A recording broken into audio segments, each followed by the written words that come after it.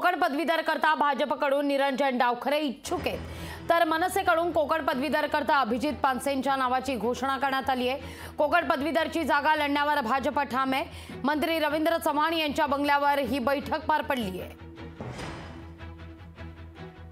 निवडणूक 26 तारखेला घोषित झालेली आहे, त्यामुळे या निवडणुकीमध्ये पदवीधर नोंदणी जी आहे ती नोंदणी 5 जिल्ह्यांमध्ये मोठ्या प्रमाणामध्ये झालेली असल्यामुळे आज सर्व पदाधिकारी जे आहेत त्या पदाधिकाऱ्यांना आज बोलवलं आणि त्यांना सर्वांना सांगितलं की ही निवडणूक जी आहे ही निवडणूक आदरणीय मुख्यमंत्री एकनाथराव शिंदे, आदरणीय देवेंद्रजी आणि अजितदादा यांच्या नेतृत्वामध्ये कोकण पदवीधर मतदारसंघाची निवडणूक महायुतीच्या माध्यमातून लढवली जाणार आहे।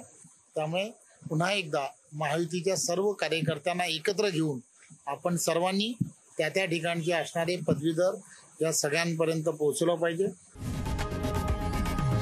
लोकशाही मराठी ऐका, पहा, जागरूक रहा।